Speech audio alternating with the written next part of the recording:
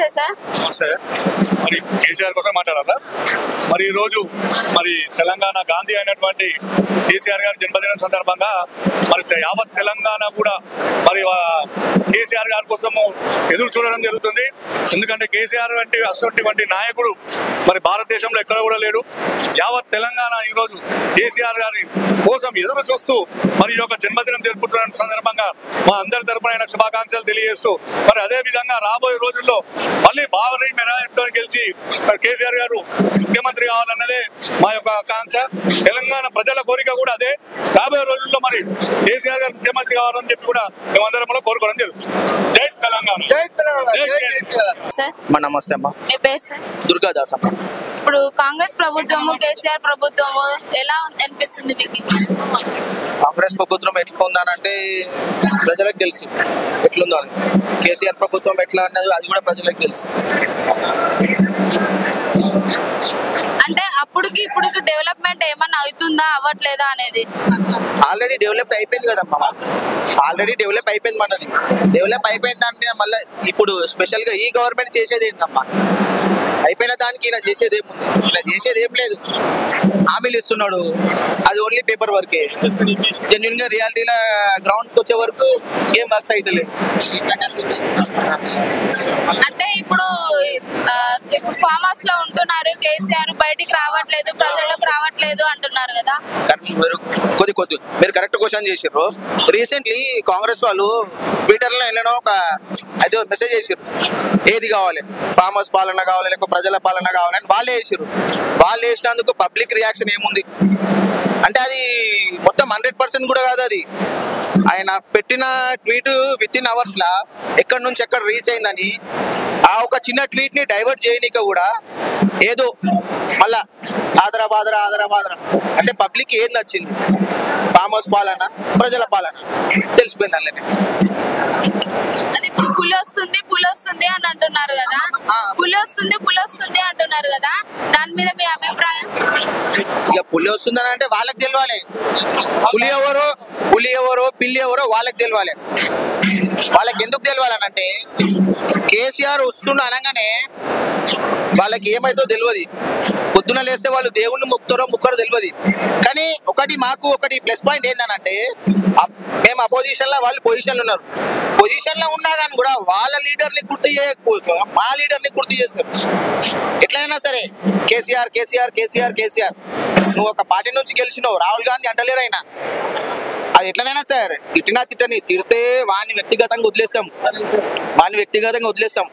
ప్రతి ఒక్క కాంగ్రెస్ లీడర్ చూడండి, ఇవాళ నుంచి లోకల్ లీడర్ నుంచి సెంట్రల్లో ఉన్న లీడర్ దాకా ఒకటే కేసీఆర్ అంటే ఎందుకు?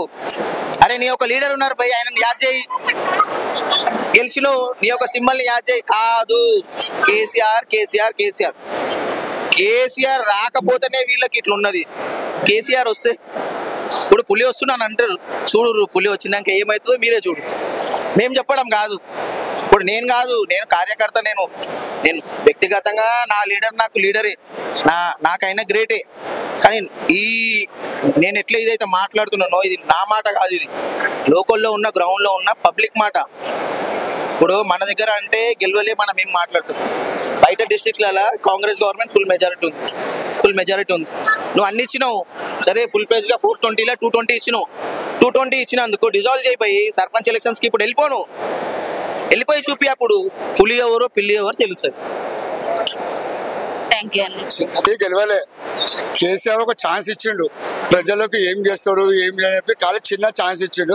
కానీ చాలా గొప్పగా చేస్తుండు రేవంత్ రెడ్డి. ఎందుకంటే చెప్పుతోడు కొట్టాలని అర్థమవుతుంది. మా కేసీఆర్ ఏం చెప్పినా చెప్పకుండా ప్రజల మనసులు బాధ ఏందో అన్ని గుర్తిస్తాడు.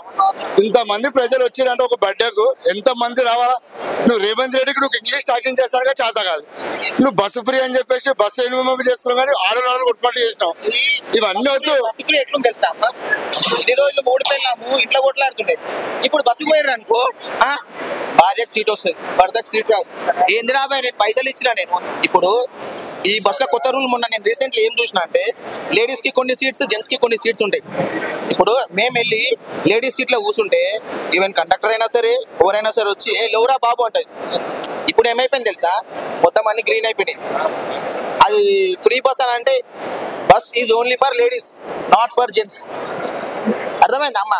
నేను టికెట్ తీసుకున్నా తీసుకోకున్నా నా సీట్ కాదు ఇప్పుడు, అది లేడీస్ సీట్ ఇస్తలేదు. ఇప్పుడు ఈడికేని ఈడికి ఓనికి అని కాదు. నేను సంగారెడ్డికి నెలలో 4 సార్లు పోతా అమ్మా, నేను పోతా. ఇన్నేళ్ళు నేను చూడండి, మా బాబు హాస్టల్లో ఉంటాడు. ఈ గవర్నమెంట్ గెలిచినాక పబ్బులు 6 గంటలకు లేచిపోతున్నా నేను నా బాబు దగ్గరికి హాస్టల్ పోవాలంటే. ఎందుకు? పొద్దున ఎవరు జర్నీ చేయరు, కనీసం పోతే ఓ మూల కూర్చున్నా సీటు దొరుకుతుందని భయంతో. వీడికేం సంగారెడ్డి ఎంత 60 కిలోమీటర్లు, టికెట్ ఇచ్చి నిలబడి యాలాడుకుంటా పోతున్నా నేను సంవత్సరం నుంచి. నా లెక్క అది bus is only for ladies.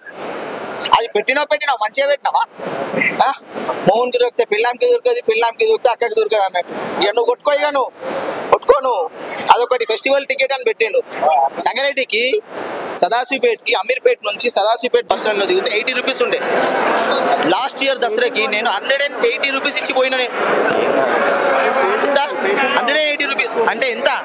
110% ఎక్కువ. 75, 80 ఏడా, 180 ఏడా అంటే 100% పెంచేసినావు. నువ్వు ఫ్రీ ఏడు ఇచ్చినావు నువ్వు. ఆ టికెట్స్ ఇంకా నేను నా దగ్గర దాచిపెట్టుకున్నా. నేను దాచిపెట్టుకున్నా. ఎందుకు? నాకు కూడా ఒక అసలు నేను ఇటు తీసుకురావాలి, మీకు చూపిస్తుండే లైవ్గా. నేను ఒక 2 నిమిషాలు మీరు వేలతో మాట్లాడండి, ఆ ఫోటో ఇప్పుడు చూపిస్తాను మీకు. నేను డ్యామ్ షోర్గా చూపిస్తాను మీకు. ఇది రేవంత్ రెడ్డి ఇంకా 3 ఏళ్ళు 4 ఏళ్ళు ఏం చేస్తారో చేసుకోమని పులి ఆరాం చేస్తున్నాడు. కేసీఆర్ గారు ఆరాం చేస్తున్నాడు. ఏమేం చేస్తాడు అని తెలిసిపోతుంది తర్వాత. ఇప్పుడు అందరూ అంటారు కదా కేసీఆర్ రావాలా నువ్వే ఉండాలని. రేవంత్ రెడ్డి ఇంకెన్ని రోజులు చేస్తాడో చేయాలి. చేసినాక తర్వాత మాత్రం దేనికి కనిపించగా ఒక ఫోటో కనిపిస్తే. ఇప్పుడు చంద్రబాబు నాయుడు ఎట్లా చేస్తున్నాడు అట్లా ఆంధ్రాలో. ఇప్పుడు మాకు కేసీఆర్ వచ్చి మాకే చేస్తాడు. ఏం చేస్తాడో చేసుకో. 4 ఏళ్ళు చేస్తాడు. దాని తర్వాత మాత్రం ఒక మూలకు కూర్చోాలి. ఒక బర్త్డే అయితే ఎంతమంది నాయకులు లేకుండా ఎంతమంది వచ్చారు. ఆయన బర్త్డే అయితే మాత్రం ఒక ప్రజలు కనిపించాడు. ఇంకేంటంటే పిల్ల మూడు కొట్టి హ్యాపీ బర్త్డే. రేవంత్ రెడ్డి అట్లా ఇంట్లో పెట్టి పిల్లలు కొట్టుకోవాలి తప్పట్టు. మా ప్రజలు ఎంతమంది వచ్చారు కేసీఆర్ అభిమానులు. మా కేసీఆర్ మా సీనన్నకు ఉన్న విలువ అట్లుంటది. ఎప్పుడు సీట్లో ఉన్నా లేకుండా సీట్లు ఉన్నది విలువనే. ఎవరికి కేసీఆర్కి మా సీనన్న తర్వాత. Okay, thank you. రేవంత్ రెడ్డికి కేసీఆర్ కి చాలా తేడా ఉందమ్మా. గత 10 సంవత్సరాలు వాళ్ళు గవర్నమెంట్ ఫామ్ చేసిండ్రు, మంచిగా చేసినప్పుడు ఏ గరీబ్ వాళ్ళకైనా ఎవరికైనా ఎలాంటి ప్రాబ్లమ్స్ లేదు. ఇప్పుడు రేవంత్ రెడ్డి గెలిచిన కాడ నుండి ఏ రోడ్డు మీద కానీ, ఎక్కడ బస్సులలోనే కానీ, విలేజ్లలో కానీ ఎక్కడన్నా అన్ని బదులకు ఆయన ఏర్పాటు చేస్తాడు. ఎందుకంటే ఇప్పుడు రోడ్డు మీద ఉన్నది సీట్ వెండర్లు ఉన్నది 1,60,000 మంది ఉన్నారు సీట్ వెండర్స్. వాళ్ళు జీవనోపాధి కొరకు ఏదో ఒక బండి పెట్టుకొని వాళ్ళ పిల్లల ఎడ్యుకేషన్ కోసం కానీ, వాళ్ళకు వ్యాపారం ఇంట్లో కోసం అని, కరెంటు బిల్లు కోసం అని, ఇండ్ల కిరాయిల కానీ ప్రతి ఒక్కరు అట్లా దాని మీద బతుకు తెరిగి ఉన్నోళ్ళు. ఉన్నాక ఏమైంది అంటే మొన్న రిజల్ట్ ఒక 3 నెలలు అవుతుంది. రేవంత్ రెడ్డి ఏం చేసినంటే 80% ఈ గరీబులు బతకద్దు. ఈ తెలంగాణలో ఈ హైదరాబాద్ సిటీలో మాకు ఓట్లు వేయలేదు. ఈ కాన్స్టిట్యూషన్ 24 కాన్స్టిట్యూషన్లు హైదరాబాద్ సిటీలో ఉన్నాయి. అందరు బీఆర్ఎస్ పార్టీ ఎమ్మెల్యేలు గెలిచిండ్రు. ఈ కాంగ్రెస్ గవర్నమెంట్ మాకు ఏ ఒక్క సీటు కూడా తెలంగాణ ప్రజలు, హైదరాబాద్ ప్రజలు మాకు ఓట్లు వేయలేదు. అందుకొరకే ఈ తెలంగాణ హైదరాబాద్ ప్రజల మీద కక్ష కట్టి రేవంత్ రెడ్డి రోడ్ల మీద బతకద్దు, బస్సులలో కూడా ఏ విధంగా కూడా మీరు బతకద్దు, ఒక మనుషంతా లేకుండా ఏం లేకుండా మొత్తం బండ్లు తీసేసిండు. అయితే మేమేం చేసినామంటే మా శాసనసభ్యులు మా తలసాని శ్రీనివాస్ యాదవ్ మా మినిస్టర్ గారు సార్ దగ్గర మేము పోయినాం. సార్ ఇట్లా పరిస్థితి సార్, మా పరిస్థితి ఘోరంగా ఉంది, మా పిల్లల ఎడ్యుకేషన్ ఖరాబ్ అవుతుంది, ఇండ్ల కిరాయి కట్టలేకపోతాను, మళ్ళీ ప్లస్ బతకలేకపోతాను, అన్నం తినడానికి కూడా తిండికి ఇట్లా ఇబ్బంది అవుతుంది అంటే మా సార్ ఏం చేసిండు అంటే మన జిహెచ్ఎంసీ ఆఫీస్ కాడికి పోయి కమిషనర్తో మాట్లాడి టీవీసీ మీటింగ్ ఏర్పాటు చేసి వీళ్ళని కంపల్సరీ వీళ్ళకు జిహెచ్ఎంసీలో ఒక కార్డు మేము ఇప్పించినాం. మేము గత 10 సంవత్సరాలప్పుడు సుప్రీంకోర్టు ఆర్డర్స్ ఇచ్చింది. వీళ్ళకు ఆర్డర్స్ ఇచ్చిన పార్లమెంటు జీవో పాస్ చేసినప్పుడు వీళ్ళకు హక్కు అనేది తెలంగాణలో ఫుట్పాత్ మీద వీళ్ళకు వ్యాపారం చేసుకునే హక్కు ఉన్నది. వీళ్ళు గరీబ్ వాళ్ళు, వీళ్ళు బతకాలని తలసాని శ్రీనివాస యాదవ్ గారు ఆల్రెడీ రేవంత్ రెడ్డి కూడా విజ్ఞప్తి చేసిండు. అయినా రేవంత్ రెడ్డి పట్టించుకుంటలేడు. మళ్ళీ తర్వాత ఏమైంది అంటే టీవీసీ మీటింగ్ పెట్టి ఆడ జిహెచ్ఎంసీ అధికారులను ఓకే చేసి వీళ్ళకు మీరు జీవనోపాధి కొరకు మీరు వాళ్ళని ఆడ ఉంచాలి, ఉన్న తర్వాత వీళ్ళకు ఆ పనులు పెట్టుకోవాలి, వీళ్ళు బతకాలని చెప్పిండ్రు. చెప్పినాక వాళ్ళు ఏం చేస్తారు మీటింగ్ కాడ వాళ్ళు ఓకే అంటారు. ఓకే అని మళ్ళీ బండ్ల కాడికి పోయి వీళ్ళు బండ్లు పెట్టుకుంటే 80% వీళ్ళు పెట్టద్దు అని చెప్పేసి ట్రాఫిక్ ఏసీపీని, సిపిని, మళ్ళీ తర్వాత సిఐలను వాళ్ళని పంపించి రేవంత్ రెడ్డి వీళ్ళని గరీబులను 80% వీళ్ళు బతకద్దని వాళ్ళని పంపించినట్టుగా ఏర్పాటు వాళ్ళు చేస్తాను. మేము ఒక్కటే విజ్ఞప్తి చేస్తాను, కేసీఆర్ పుట్టినరోజు సందర్భంగా కేసీఆర్ గారు ఈ వీడియో కంపల్సరీ వినాలి. కేసీఆర్ 80% కూడా శాసనసభల వాళ్ళు వచ్చి మాకు సిటీ వెండర్లకు అందరి కొరకు గరీబ్ తెలంగాణ 24 అది సీట్లు బీఆర్ఎస్ పార్టీకి వచ్చినాయని కక్షతోని ఆయన ఎంత కక్షతోని ఉన్నాడో శాసనసభలో మన కేసీఆర్ సార్ వచ్చి ఈ అందరి సిట్ విన్నర్ గురించి మాట్లాడి తెలంగాణలో హైదరాబాద్ ప్రజల మీద ఎలాంటి ఇబ్బంది లేకుండా వాళ్ళకు మంచి సుఖంగా సంతోషంగా వాళ్ళను ఉండేటట్టు వాళ్ళు చేయాలి. విలేజ్ లో ఎట్లుంటుంది ఓ రైతు బంధు అనేది ఉంటుంది, విలేజ్ లో ఏముంటుంది ఇంకేదో పింఛన్లు అని ఉంటుంది, అక్కడ ఉంటుంది. ఈ హైదరాబాద్ ప్రజలకు ఎట్టి పరిస్థితుల్లో ఎలాంటి రూపాయి బిల్ల ఉండదు, ఇక్కడ రైతు బంధు ఉండదు, ఏముండదు. అందుకొరకే అందరి కొరకు ఈ కార్డు కూడా మాకు ఇచ్చేసాం. ఆయన కక్షతో చేస్తాడు రేవంత్ రెడ్డి గారు. మేము ఇప్పుడు కూడా చెప్తాను, మా కేసీఆర్ గారు శాసనసభలకు వచ్చిన తర్వాత స్టేట్మెంట్ ఐడి కార్డ్ ఇది ఒక టీవీసీ కమిటీ అని ఉంటుంది. టీవీసీ కమిటీలా వాళ్ళు ఎక్కడైతే మేము బిల్డింగ్ చేస్తామో అక్కడ వచ్చి సర్వే చేసి GHMC town planning, ACP traffic, law and order, DC commissioner వాళ్ళ ద్వారా మాకు కొన్ని ఏళ్ల కింద మాకు వచ్చింది. అంటే మాకు ఒక ప్రొటెక్షన్, మాకు ఒక సుప్రీంకోర్టు నుంచి గైడ్ లైన్స్ ఉంది, స్ట్రీట్ వెండర్ ప్రొటెక్షన్ లైవ్లీహుడ్ అని. ఇది ఇంత జెన్యున్ గా మాకున్నా కానీ కూడా 3 నుంచి 4 months నుంచి సతాస్తున్నాడు. ఇప్పుడు ఒక స్ట్రీట్ వెండర్ బతకాలంటే అక్కడ చేసుకుంటేనే వాళ్ళ వెనక భార్య పిల్లలు అనేది 3 months నుంచి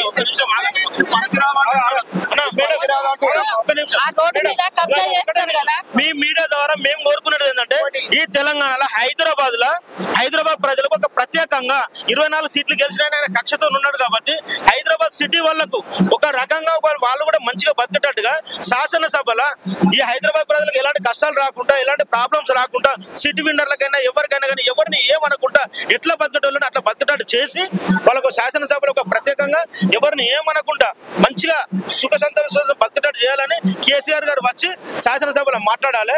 రేవంత్ రెడ్డి కూడా మమ్మల్ని అందరిని అర్థం చేసుకొని తప్పకుండా మా దగ్గరికి ఎవరి దగ్గరికి వచ్చి బండ్ల గురించి, సిటీ విన్నర్లను ఎవరిని ఇబ్బంది పెట్టకుండా ఎవరి జాగాలో వాళ్ళనే బండ్లు పెట్టుకొని మేము జీవనోపాధిని బతికేటట్టుగా చేయాలి. అంతే తప్ప మేము వేరేది ఏం కోరుకుంటాం. మీరు మహిళలకు 2500 అన్నారు, 2500 రూపాయలు ఇస్తలేరు. అదే మా మహిళలకు 2500 ఇస్తే వాళ్ళకు కూడా ఏదో కొంచెం ఏదన్నా ఖర్చులకి ఇట్లా అవుతాయి కదా. ముసలిళ్ళకు 2000కి 4000 ఇస్తా అన్నారు. ఆ 4000 రూపాయలు కూడా ఇస్తూనే లేరు.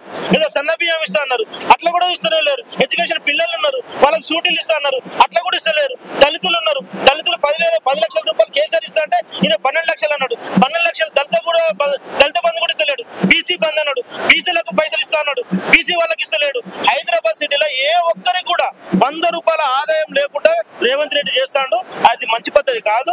ఇది కేసీఆర్ బర్త్డే సందర్భంగా మేము చెప్తాను, మేము హెచ్చరిస్తున్నాం. ఎట్టి పరిస్థితుల్లో కూడా హైదరాబాద్ ప్రజలకు ఒక రకంగా వాళ్ళకు కూడా కంపల్సరీ జీవనోపాధి కొరకు అది ప్రకటించాలి. ప్లస్ హైదరాబాద్ సిటీ వాళ్ళకు కూడా ప్రత్యేకంగా ఒక బడ్జెట్ పెట్టి వాళ్ళకు కూడా న్యాయంగా చేసి విలేజ్ వాళ్ళకి ఏ విధంగా పైసలు ఇచ్చుకుంటే పోతారో ఇక్కడ కూడా అందరికీ ఇవ్వాలని మేము విజ్ఞప్తి చేస్తున్నాం. నమస్తే అండి. నమస్తే. మీ పేరు? నా పేరు జాన్. కంటోన్మెంట్ నుంచి సోషల్ వర్కర్ వస్తున్నాం. ఇంతకు ముందు కాంగ్రెస్ ప్రభుత్వం ఇప్పుడు కాంగ్రెస్ ప్రభుత్వం ఎలా ఉంది, కేసీఆర్ ప్రభుత్వం ఎలా ఉంది?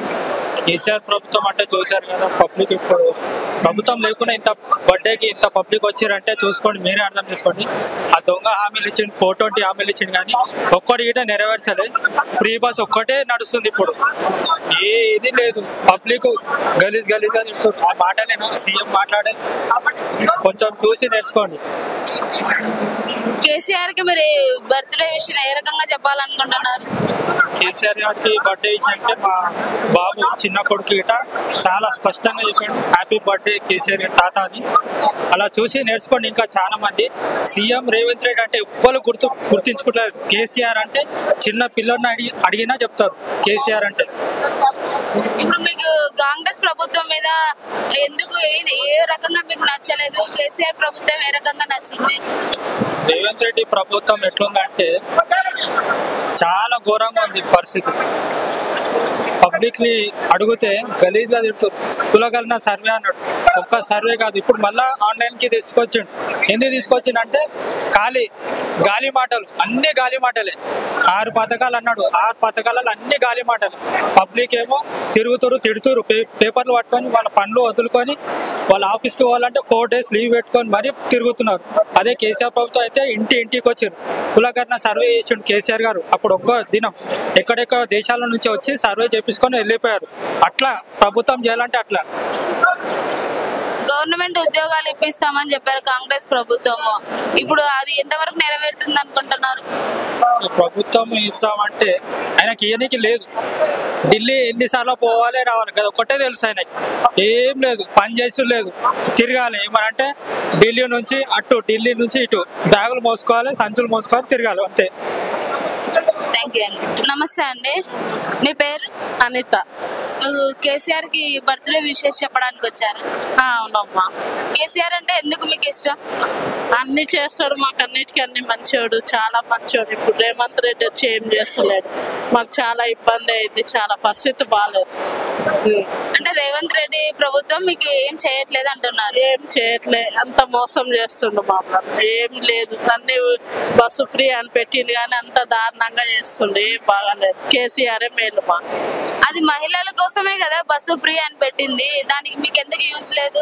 మాకేడా ఎప్పుడు పోయినా పబ్లిక్ ఫుల్ ఉంటుంది, మాకు చాలా ఇబ్బందిలో ఉంటుంది, అసలు మంచిగా లేదు. గింత దానికి అంత దానికి ఊరు ఊరు అన్ని పథకాలు పెడుతుంది కానీ ఏ పథకం అయితే లేదు.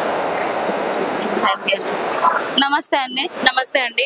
ఇక్కడికి కేసీఆర్ గురికి బర్త్డే విషయం చెప్పడానికి వచ్చారు. అవునండి, నేను నాంపల్లి కాన్స్టిట్యూన్సీ నుంచి రెడీ హిల్స్ డివిజన్ నుండి వచ్చాను నేను.